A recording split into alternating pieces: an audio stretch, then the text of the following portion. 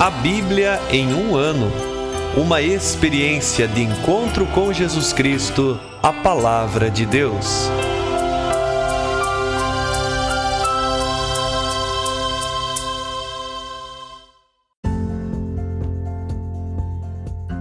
Olá, eu sou Ivonei, seminarista da Diocese de Ponta Grossa, Paraná. Você está ouvindo o podcast A Bíblia em um ano. Usando um plano de leitura cronológico, vamos ler a Bíblia inteira em 365 dias, descobrindo como a história da salvação se desdobra e se atualiza em nossas próprias vidas e na vida da Igreja. Estamos usando a Bíblia Católica com a tradução oficial da CNBB, a Conferência Nacional dos Bispos do Brasil. Você pode baixar o plano de leitura completo por meio de um link que você encontra na página do Instagram, abiblia.emuano, ou no facebook.com/seminariopg. Inscreva-se nesse podcast por meio da plataforma que preferir para receber as notificações diárias de nossos episódios.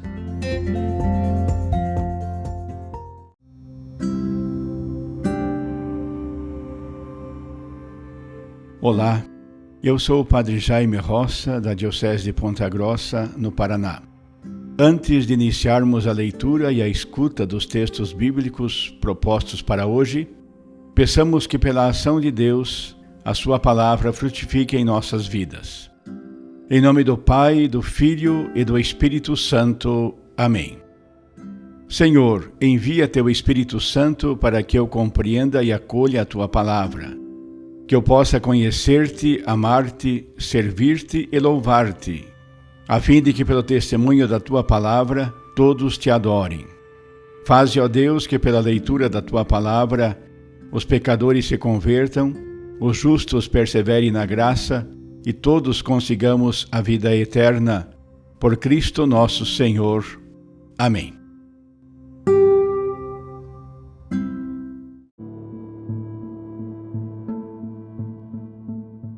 Dia 176 de nosso podcast.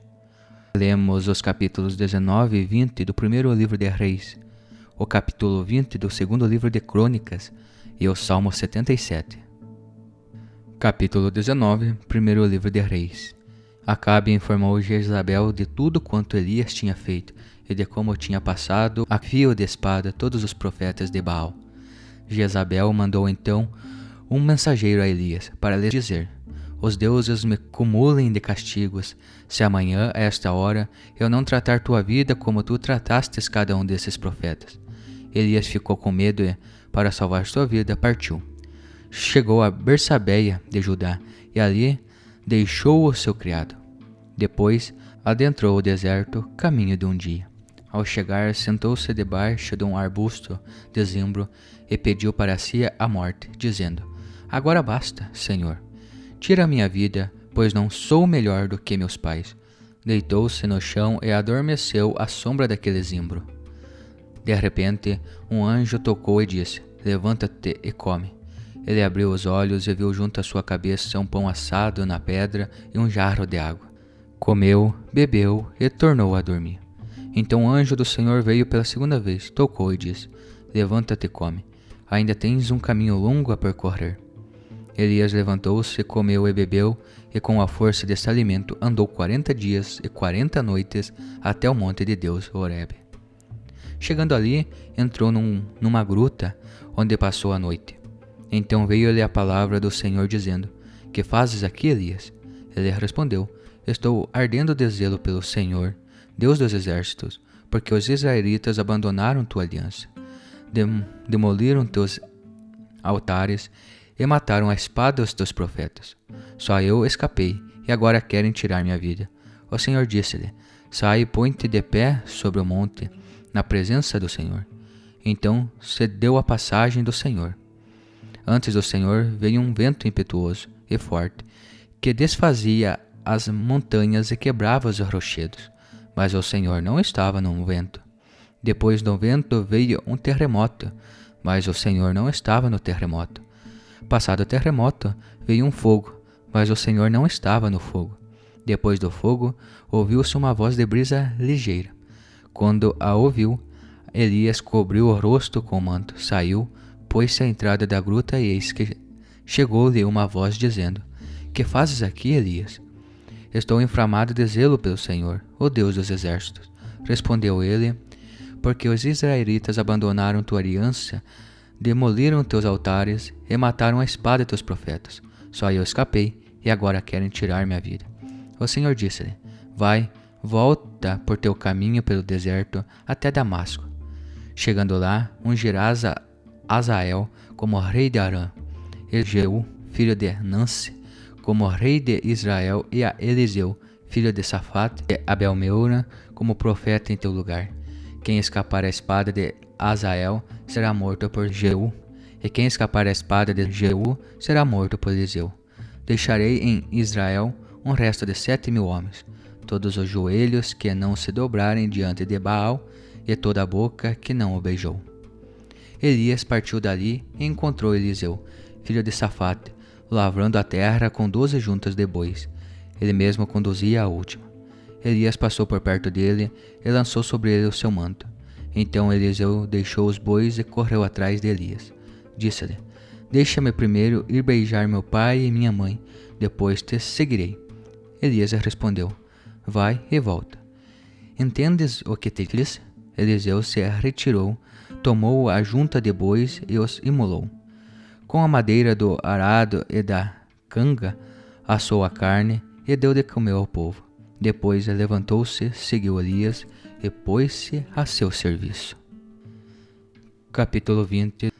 Então Ben-Hadad, rei de Arã, reuniu consigo todo o seu exército e 32 reis com cavalos e carros. Subiu para sitiar Samaria e conquistá-la. Enviou mensageiros a Acabe, rei de Israel, na cidade para dizer-lhe: assim fala Ben-Hadad: tua prata e teu ouro são meus, tuas mulheres e teus melhores filhos são meus. O rei de Israel mandou responder: seja como dizes, Senhor meu rei, eu sou teu com todo o que possuo. Os mensageiros, porém, voltaram comunicando-lhe: assim fala Ben-Hadad: mandei dizer-te: entrega-me tua prata e teu ouro, tuas mulheres e teus filhos. Pois bem, amanhã, a esta hora, mandarei a ti os meus servos. Eles revestarão a tua casa e a casa de teus servos. Porão a mão em tudo o que é precioso a teus olhos e o levarão. O rei de Israel chamou todos os anciões de sua terra e lhes disse: prestai atenção, vede, ele quer nossa ruína total. Antes ele havia mandado mensageiros, requerendo minhas mulheres, meus filhos, minha prata e meu ouro, e eu não havia recusado. Disseram a Acabe todos os anciões e todo o povo: não lhe des ouvido, não concordes. Então ele respondeu aos mensageiros de Ben-Hadad: dizei a meu senhor o rei: fazei tudo que da primeira vez mandastes dizer a mim, teu servo. Mas o que pedes agora, não posso fazer. Os mensageiros voltaram a Ben-Hadad e comunicaram-lhe a resposta. Ele, porém, os mandou de volta, dizendo: os deuses me cumulem de castigos. Se o pó da Samaria for suficiente para dar um punhado a toda a gente que me segue. O rei de Israel respondeu: diz-lhe: aquele que põe o cinturão para a guerra não se glorie como quem o tira. Quando ouviu essa resposta, Ben-Hadad, que estava bebendo com os reis em sua tenda, ordenou aos seus oficiais: cercai a cidade, e eles o cercaram. Então o profeta chegou-se a Acabe, rei de Israel, e disse: assim fala o Senhor: com certeza viste toda essa imensa multidão. Hoje eu a entregarei em tuas mãos e saberás que eu sou o Senhor. Disse Acabe: por meio de quem? Disse-lhe o profeta: assim fala o Senhor: pelos jovens guerreiros dos chefes distritais. Acabe retornou: quem começará o combate? Tu, respondeu o profeta. Então Acabe contou os jovens dos chefes distritais e chegou ao número de 232. Depois contou as tropas, os israelitas todos eram 7.000, e saiu em direção ao sul. Entretanto, Ben-Hadad bebia e se embriagava em sua tenda e, com ele, os 32 reis que tinham vindo em seu auxílio. Os jovens dos chefes distritais saíram na frente. Ben-Hadad mandou espiões, que lhe informaram: há gente saindo de Samaria. Ele ordenou: se saírem com a intenção pacífica, prendei-os vivos. Se para combater, prendei-os vivos também. Depois que os jovens dos chefes distritais saíram da cidade, o resto do exército foi seguindo, e cada um matava quem viesse contra ele. Os arameus fugiram, e Israel os perseguia. Também Ben-Hadad, rei de Arã, fugiu a cavalo com seus cavaleiros. O rei de Israel saiu destroçando cavalos e carros, e assim desferiu um grande golpe em Arã. O profeta achegou-se ao rei de Israel e disse-lhe: Vai, recobra ânimo, considera e vê o que tens de fazer, pois no início do ano o rei de Arã subirá contra ti. Entretanto, o rei de Arã foi conselhado por seus oficiais. O Deus deles é um Deus das montanhas. Por isso eles nos vencerão. Lutemos contra eles nas planícies e os venceremos. Faze o seguinte: destitui os reis, cada qual de seu lugar, e substitui-os por governadores. Substitui os teus soldados caídos pelo mesmo número, e do mesmo modo os cavalos e os carros, e lutaremos contra eles em campo aberto. Certamente os venceremos. O rei confiou no seu conselho, assim fez. No início do ano, Ben-Hadad passou em revista os arameus e subiu a Afec para combater Israel.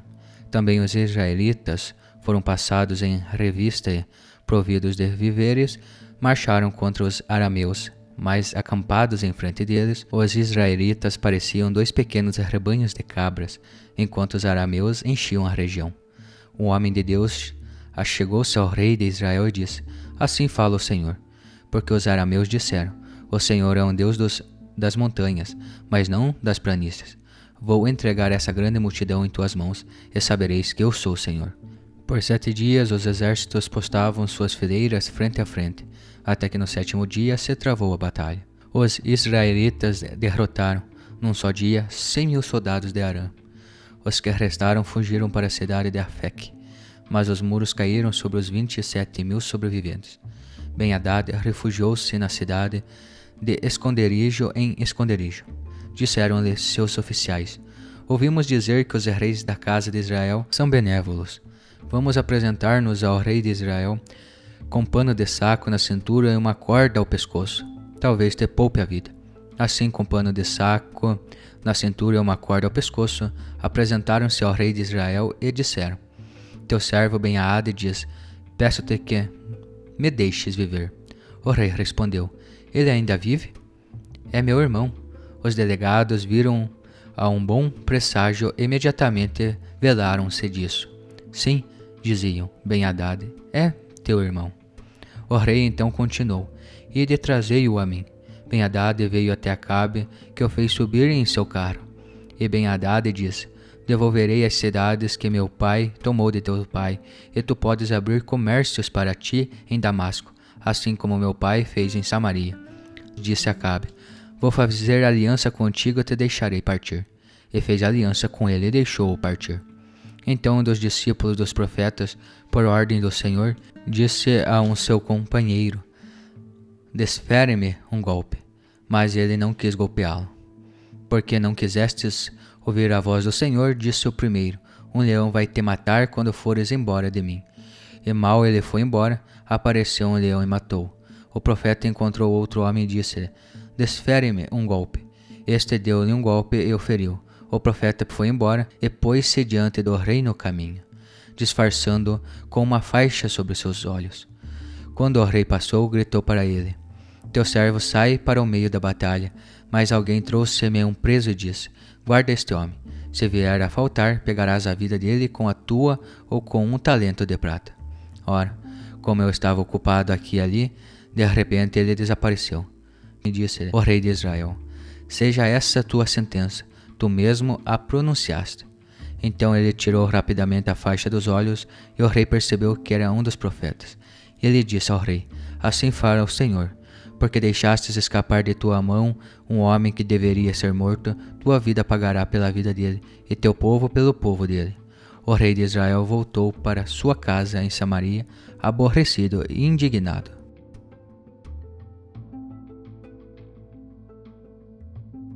Capítulo 20 do livro de 2 Crônicas. Depois chegaram os Moabitas e os Amonitas, acompanhados de alguns Meunitas, para guerrear contra Josafá. Chegou a Josafá essa notícia: Vem contra ti, do outro lado do Mar Morto, lá de Edom, uma imensa tropa de Amonitas que já estão em Hazazon Tamar, isto é, em em Gade. Josafá ficou com medo, dirigiu seu rosto para o Senhor e decretou um jejum para todo Judá. Então Judá reuniu-se para implorar o auxílio do Senhor, e também de todas as cidades de Judá vinham para implorar o Senhor. Josafá pôs-se de pé diante da assembleia de Judá e de Jerusalém, da casa do Senhor, defronte do pátio novo, e falou: Senhor Deus de nossos pais, Tu és Deus no céu e governas todos os reinos das nações. A Ti pertencem a força e o poder, e ninguém pode te resistir. Acaso não foste Tu, nosso Deus, que expulsastes os habitantes desta terra diante de Israel, teu povo, para dar para sempre a posteridade de Abraão, teu amigo? Nesta terra eles habitaram e nela construíram para Ti um santuário para Teu nome, dizendo: Se vier sobre nós desgraça, guerra, inundação, peste ou fome, e se nos apresentarmos diante desta casa e diante de Ti, pois nesta casa está Teu nome, e se clamarmos a Ti por socorro no meio de nossa miséria, então Tu ouvirás e salvarás. Agora está aí os amonitas, os moabitas e os habitantes das montanhas de Seir, entre os quais não permitistes que Israel entrasse quando subia do Egito, tendo de se desviar, sem exterminá-los. Eis que agora eles vêm cobrar de nós, expulsando-nos das propriedades que nos destes em posse. Não executarás o juízo contra eles, Deus nosso? Nós não temos força para enfrentar esta multidão de amonitas que vem contra nós. Não sabemos o que fazer, e por isso nossos olhos estão postos em Ti. E todo Judá se mantinha de pé na presença do Senhor, inclusive a criançada, as mulheres e os filhos.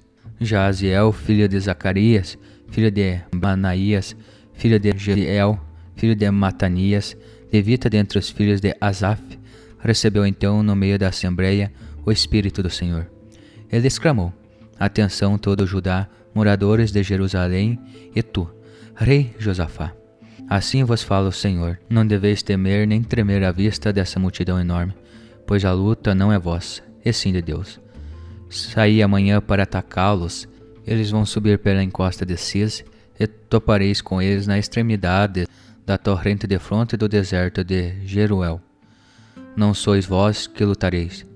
Tomai posição, aguardai, observai como o Senhor vos salvará, Judá e Jerusalém. Não deveis temer nem tremer. Saí-lhes amanhã ao encontro, e o Senhor estará convosco. Josafá inclinou-se com o rosto no chão, e todo Judá e os habitantes de Jerusalém se prostraram diante do Senhor e o adoraram. Os levitas, catitas e coreitas se levantaram e cantaram hinos ao Senhor, Deus de Israel, com voz forte ao extremo. Na manhã seguinte, bem cedo, saíram ao deserto de Tecoa. À saída, Josafá tomou a palavra e disse: Ouvi-me, Judá e habitantes de Jerusalém. Firmai-vos no Senhor, vosso Deus, e assim estareis firmes. Firmai-vos nos profetas e tereis êxito. Depois combinou com o povo que os cantores se apresentariam em ornatos sagrados para entoar hinos, saindo à frente dos soldados armados e cantando: Louvai o Senhor, sua misericórdia é para sempre. E logo que ressoaram seus cantos de alegria, o Senhor fez os amonitas, os moabitas e os moradores de Seir, que estavam subindo contra Judá, cair numa emboscada e começaram a tombar. Então os amonitas e os moabitas atacaram os das montanhas de Seir para aniquilá-los e exterminá-los. E, uma vez liquidados, os das montanhas de Seir empenharam-se em destruir-se uns aos outros. Quando os de Judá foram ao ponto da observação sobre o deserto, olharam para a multidão.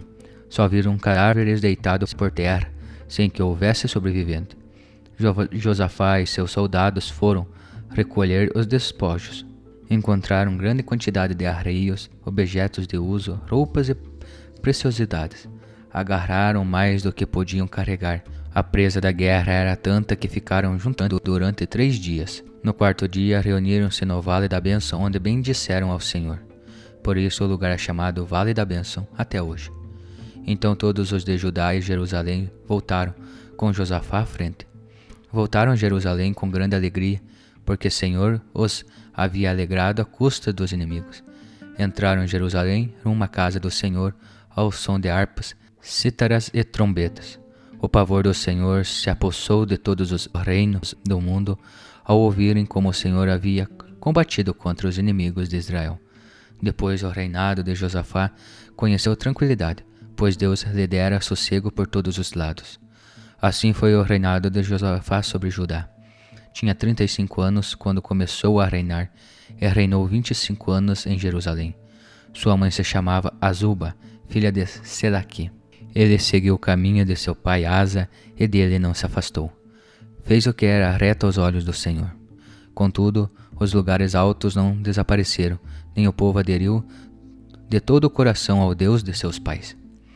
O resto dos atos de Josafá, dos primeiros aos últimos, está escrito nas crônicas de Jeú, filho de Anani, e foram incluídos no livro dos reis de Israel. No fim, Josafá, rei de Judá, aliou-se a Ocosias, rei de Israel, de proceder perverso. Josafá aliou-se a ele para fazer navios que iriam a Tarsis. Os navios foram feitos em Azion-Gaber. Então Eliezer, filho de Dodias de Maresa, profetizou contra Josafá, dizendo: já que te aliaste a Ocosias, Deus vai arrebentar a tua obra.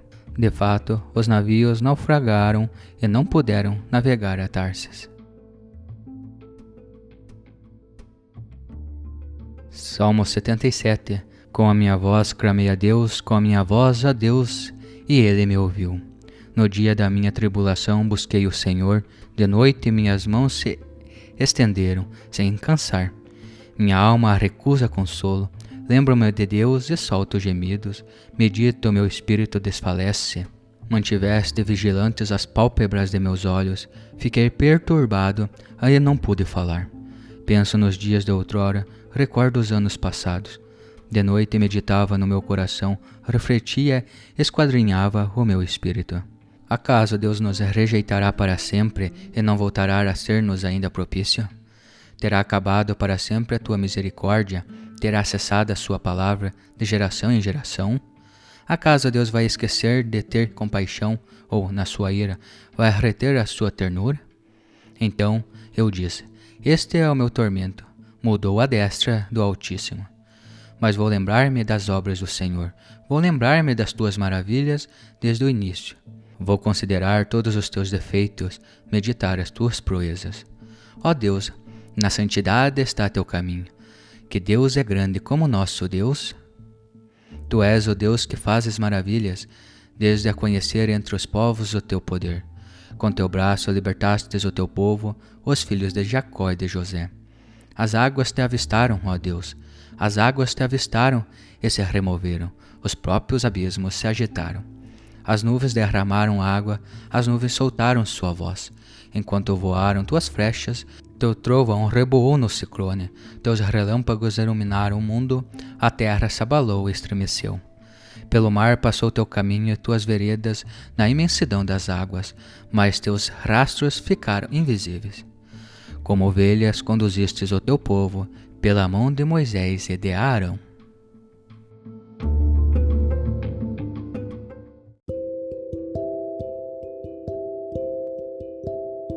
Olá, eu sou o Padre Wilson, da Diocese de Ponta Grossa, no Paraná. Hoje, no nosso podcast, gostaria de começar pelo Salmo 77. Veja, nós estamos no período da divisão de Israel, né? O povo dividido. E você sabe, meu irmão, minha irmã, que uma pessoa dividida diante de si mesma, ou então um grupo, uma comunidade, uma família dividida, porta consigo mesmo a desconfiança.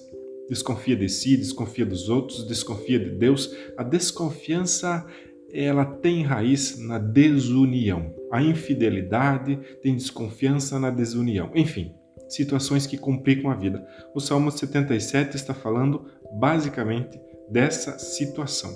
Mas gostaria de te chamar a atenção para sempre, ao ler estes textos todos nos quais nós estamos nos debruçando nesta fase do podcast, gostaria que você percebesse sempre a presença de Deus. Esse é o fio condutor, tá? Desses textos, é sempre buscar perceber a presença de Deus. Em meio às desconfianças, às guerras, à divisão, sempre Deus aparece. É aquela imagem de alguém que dá sentido à história, né? Então nós precisamos ter isso sempre em mente. Lá no livro dos Reis está narrado a fuga agora de Elias. Bem, Veja, em meio a tantos profetas, não é? Em um êxtase religioso, somente o sacrifício de Elias foi aceito. Também Elias era visto pelos reis como a ruína de Israel, como se só profetizasse coisas que não ajudavam os reis nos planos que eles tinham. Pois bem, agora ele precisa fugir e aí passa por uma quarentena. 40 dias e 40 noites caminhando até chegar ao Monte Horebe, ao monte onde encontra com Deus. Sempre esta realidade da altura, né? É o ser humano, então, em peregrinação para Deus, para o céu, se assim você prefere. Então Elias, mortalmente perseguido, empreende uma espécie de peregrinação de retorno, como que voltando ao passado. E com ele, algo de Israel também volta à origem autêntica do povo, aquela busca por Deus. Começa como uma fuga, empurrado aí pela ira de Jezabel. Deixa a cidade, o reino do norte, o reino do sul, e nesse limite, digamos, entre cultura e deserto, né, sua fuga se torna uma peregrinação para Deus. Não é a força, gente, não é a força da rainha simplesmente que afasta Elias, mas tem uma outra coisa, é a força de Deus que o atrai. Olha, quantas vezes você e eu também na nossa vida a gente cansou, né?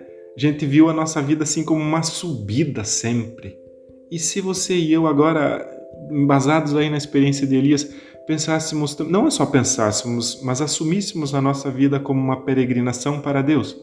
Então não estamos fugindo do pecado, fugindo do mal, fugindo do inferno. Não, nós estamos caminhando para a fonte que nos atrai, o próprio Deus. Que bela é a nossa vida, não é? Esta experiência ilumina a nossa história, a história do mundo também. O anjo que ali aparece, né, é um mensageiro de Deus que faz com que Elias compreenda o sentido da sua marcha, do seu caminho. Então, antes do deserto, né, a fuga parecia desembocar aí numa morte. Mas a partir do deserto, nova comida milagrosa, né, o transporta a uma experiência do primeiro Israel, aquele sustentado por Deus. Então, as etapas da viagem são a cidade, o deserto, a montanha, o anjo, a presença. Nesse itinerário aí existencial, ou seja, de alguém que está aí com os pés no chão, na estrada da vida, né, Elias toca os limites da sua existência, onde parece, como disse, confinar com a morte. Mas, na verdade, essa morte vai mudando de rosto. Afinal, alguém que entregou a Deus a vida pode ter medo de morrer? A morte não é uma porta para a eternidade, então? Né? Então, vai mudando esta visão de Elias. E também, oxalá, mude a tua e a minha. Então, de perseguição, o tédio, a fome, o pânico avassalador, né?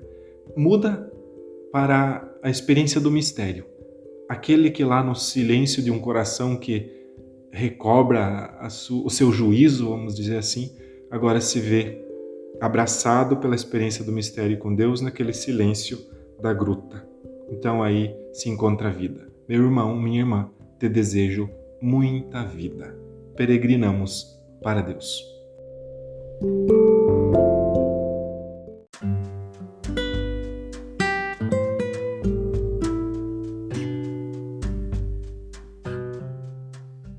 Queridos irmãos e irmãs, que possamos exclamar com São Pedro, a quem iremos, Senhor, Tu tens palavras de vida eterna, e que a cada dia, após a escuta atenta da palavra, possamos renovar a nossa opção por Cristo e pelos frutos de eternidade que Sua palavra nos oferece. Quem vos fala é o Padre Hélio Guimarães, da Diocese de Ponta Grossa, no Paraná. Oremos. Ó Deus que unis os corações dos vossos fiéis num só desejo, dai ao vosso povo amar o que ordenais e esperar o que prometeis, para que na instabilidade deste mundo fixemos os nossos corações onde se encontram as verdadeiras alegrias. E abençoe-vos o Deus Todo-Poderoso, Pai, Filho e Espírito Santo. Amém.